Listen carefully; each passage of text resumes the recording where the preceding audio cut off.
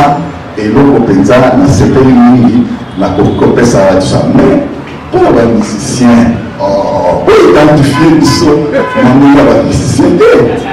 Au Rwanda, ezalaki 38 ans passés, les clients bayelinga Angola, batekelinga diamant. En face nana, ezalaki na bar moko. Mais na moni ba sachet en 200 000 $ batekaki. Bakelinga 200 000 $ na kata sachet. Bakuti, bazobi na musique, bazomela masanga, bazuka basi.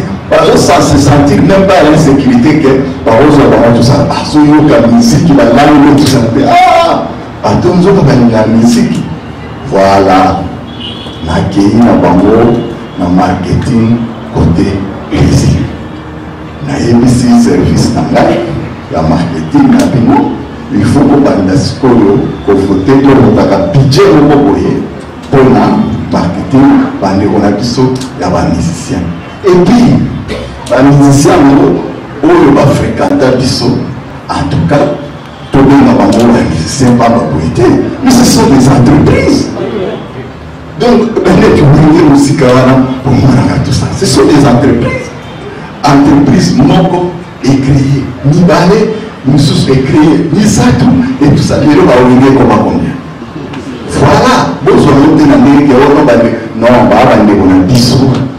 Tolingaka bango olingaka pe musique na bango obimaka bango pe mutu bamema baza baambassadeur na biso bamema komona ya mboka na biso mosika même po bainvestisseur mosusu badécouvrir baya awa bapeta bagrande salle boyebi toza kosunga bango pamba te toza mayele toyebi sikoyo totiki monoka awa bolobi ono baputi nzala et tout ça voilà nzala tozoluka basolution nani ndeko beleno auti kolekao nyonso mpona kotrouve basolution nani président mano auti kolekao auti kotrouve kaka basolution mpona nzala po tozalaki distrait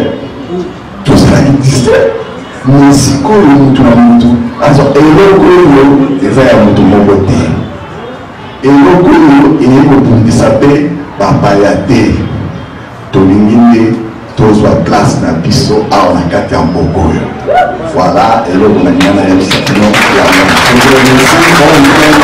nyonso nzambe akatela biso basange malamu nasuki wana mutu alosala boboyesi malaka koyana bon nga comme nanga gabi Chabani c'est vrai que nous devons comme Chabani comme on a peut-être boité mais tout à l'heure bon on a Chabani que c'est bon ça patron à Congo et dans la télévision d'abord on a que effectivement il a dit dans le président lobby que association il a compte de j'étais non bah étranger va arriver il va investir dans la question il est pas dit au preuve je crois que vous avez fait allemand bah on a machine de faire tout ça dans association à Bango donc les gars vont voter ils ont la plus grande investissement en Bango comme ça la chaîne de faire 10 000 km investissement de 5 milliards mais là qui n'a plus de monde pour bien le monde pépé la zone elle est mieux dans la mine la belle mille n'importe comment qui s'est amené vous en faire pour plus de 30 millions pendant 100 ans faire un restaurant pour transmettre donc c'est pas me dire tu nous dans Bango pour investir tout ça on va mais par contre il faut quand même la Congolais va se retrouver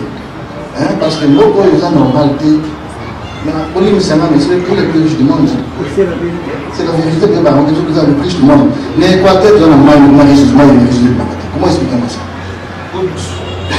comment expliquer moi ils appartiennent aux athées bilan est-ce que vous portez l'osso et c'est un moment de porter l'osso vieux pays nous là même si papa pas de gars là même beaucoup là tout sur la bomba et tout comme ça on doit répandre ça dans l'osso à bomba fait par les Congolais par transportant tout exporter même l'osso donc pour dire qu'on n'est pas contre l'étranger moi qui vous parle bien on a qui dans l'Angola 4 ans j'ai investi là-bas la zone d'affaires en Angola et Pexamité j'ai investi à présent Pexamité mais par contre les Congolais il faut que le culture de Senga il faut mon amour à ça et puis pour casser des beaucoup il faut dans autant d'investir non faut dans la volonté de donner au monde je vous faire rire non on va caméra de la première vous allez bosser avec une caméra mais la fixe santé premier c'est de viser la fixe santé il y a témoin ça parce que ça il a fait dans ça pour la sorte n'a qu'il a une facilité n'a qu'il a pour la audiovisuelle rien culture autant de l'autre on a Congo tant que on a bâti na web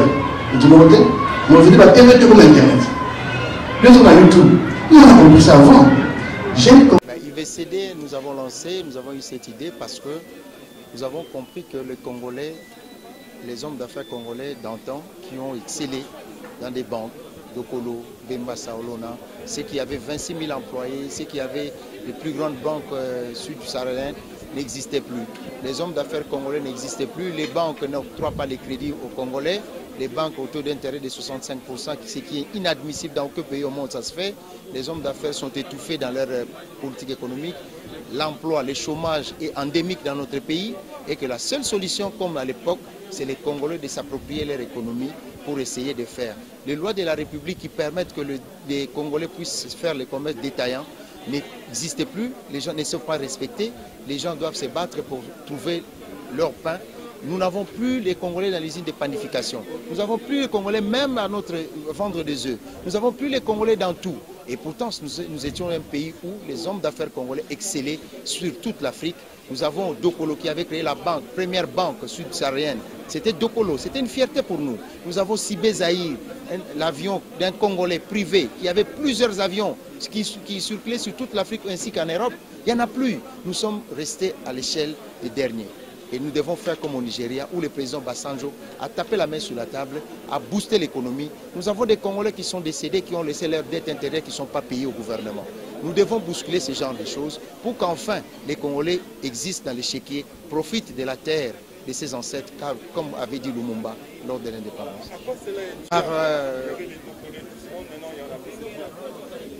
Par ce que je viens d'appeler ici, les gens se sont endormis volontairement, les gens ont vu, ne veulent pas, et la décadence elle est totale.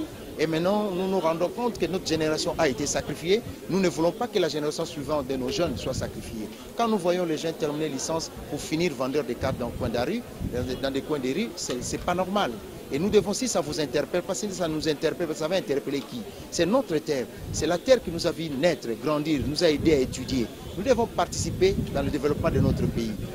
Ce ne sont pas des politiciens qui créent l'emploi, c'est les hommes d'affaires, ceux qui étaient ici dans la salle. C'est eux, tout un chacun peut créer l'emploi dans notre pays, c'est ça qui nous intéresse. Conditions discriminatoires, comme vous le voyez, nous sommes ici, nous sommes les Congolais qui est dans l'entrepreneuriat, qui est dans le formel et dans l'informel, que nous avons donné des formations. Nous avons donné aussi des formations pour que les gens apprennent c'est quoi l'entrepreneuriat. Nous avons fait comme dans d'autres pays où on apprend les gens, dès le jeune âge, de devenir entrepreneurs, au lieu de nous apprendre de terminer pour devenir politiciens. Les jeunes de plus de 20 ans aujourd'hui n'ont plus de repères. C'est que les hommes que nous citons ici, les Fonji, les autoservices Zahir, toutes ces personnes-là, les jeunes de 20 ans, ne les connaissent pas. Ce qu'ils ont comme référence aujourd'hui, c'est des politiciens qui volent l'argent, qui se donnent entre eux des faveurs. Nous avons FPI. Quand vous importez, dans le bulletin, c'est écrit Fonds de promotion industrielle. Quand vous ouvrez quelque chose, ils viennent prendre l'argent. C'est notre argent.